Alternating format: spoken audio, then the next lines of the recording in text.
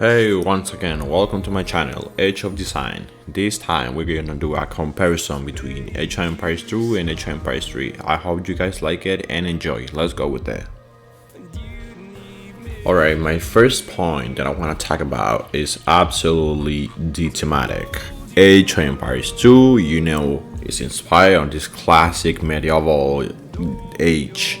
Yeah, knights, cavalry, castles according to the time. Yeah, everything's so excited. But that's also the problem, because now in modern days, we kind of oversaturated of medieval time games. There's like 100 games of it. If you go to Steam and you look for RTS games, trust me, more than like 50% will be in a medieval age time. I don't know, I feel like I'm just tired of playing this thematic on this, medieval time games. In Age of Empires 2, we start a civilization, we build the first steps, we guide them to the time to be the greatest empire of the entire world. But now, a couple of centuries later, empires and civilization are already placed and they coexist with each other. The old world is already segmented and conquered by powerful and developed civilizations. But now a new world is upon us, undiscovered and full of sources waiting to be looted. So the race to know who gets the biggest part has begun. Every civilization is starving to get those sources and start a new colony and conquer new territories for power. So yeah, this is what Age of Empires 3 it's about. That's why it feels so fresh, because you got like everything new territory to explore. I personally haven't played any other game with this thematic. I'm not like, forgive my ignorance, but if you have played another game with this period of time, just let me know, because I definitely want to play it.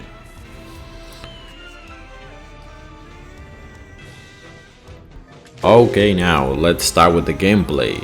First of all, pace of game. Age of Empires 3 has a quicker and faster gameplay than Age of Empires 2.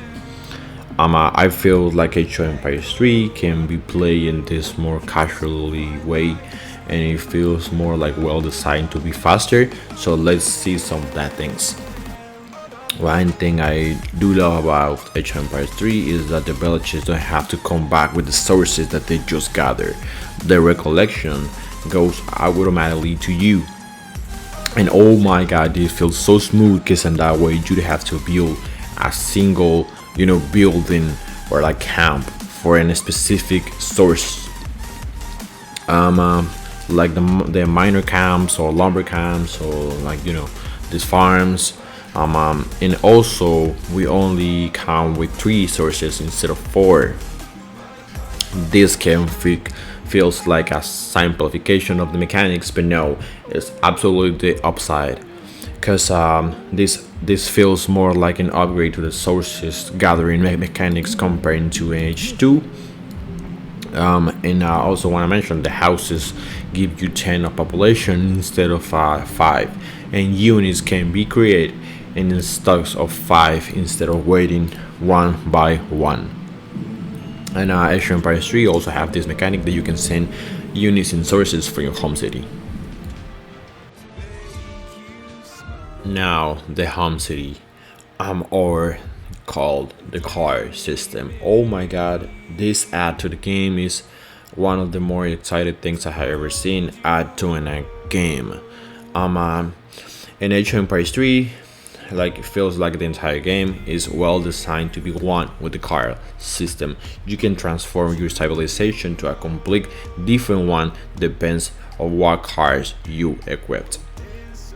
I know at the beginning can be hard to understand, and it feels like the menu is not like well proper made like for beginners, but when you understand the cards and what they do, you can play in many ways your civilization you won. Like you can play like passive, like sending just like defenses and sources just to focus on the economy, or you can play like way aggressive and send a lot of units so you can focus on destroy the enemy. Doesn't matter what civilization you choose. I feel like this gives you more control over your civilization and your technology, and it definitely feels like an upgrade to the piece of the game. Every time now I play another Age of Empires, it feels like slow and boring. I don't want to sound like toxic, but I have played Age of Empires 1 and Age of Empires 2, and it feels like something is missing. Like I have less control of my civ, or like I'm stuck with a civilization. It feels like in a farming civilization, or like a Russian civilization. With this card system, you can be whatever you want, just equipping the right cards. It absolutely feels like an upgrade to entire saga. You should try the card system. It's absolutely excited, or at least interesting. Alright, now let's talk about the maps, because the maps are way interactive now. In Age of Empires 2, like once you explore the map, there's like nothing really to do, and that becomes really boring, so you focus on your ship. But in Age of Empires 3, you actually have this new mechanic called treasures. Well, they're all across the map, and they can give you food, sources, even soldiers from different native tribes, or even can give you villages. Depends of how many guardians they are.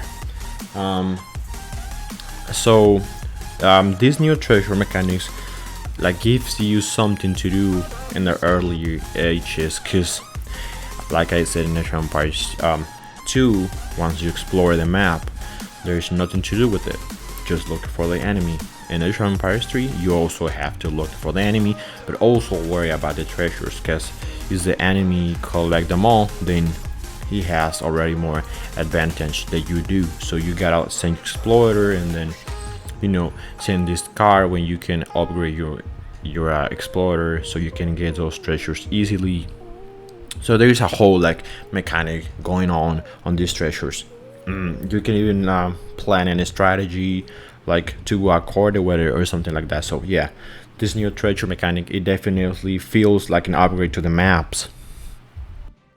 So let's talk about one of the most important things between these two games. In Age of Empires 2, there's many civilization as you choose or as you please. Like specifically, you got 37 civilizations. Whoa, that's incredible number right there. That's a cool roster.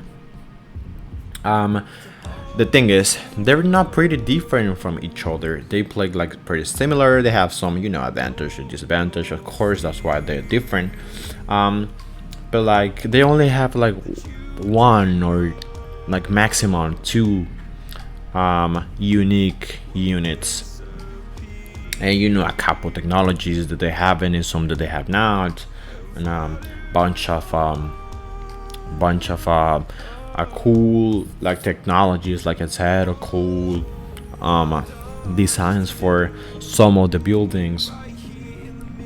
And I also want to mention that they have one unique wonder for each ship, which they look pretty amazing. This is absolutely incredible. They have, like I said, 37. That's a lot. I know some games where they don't even have 37 players or 37 different characters, but the Empires 2 managed to have 37 specifically civilizations, and managed to have 37 unique units for each one. And like I said, I wonder. So that's incredible. But in Empires 2, we only have 16 civilizations. That's a bit less than the half of what we had in Age of Empires 2. Yeah, but like the thing is, they're pretty different from each other. I dare to say, some of them feels like a different Age of Empires while you playing them. Like let's compare, I don't know, the Spanish Empire I don't know, like versus let's say Japanese. Like there's like nothing to do there. There's like a different game style, like a different pace of the game, like a different units.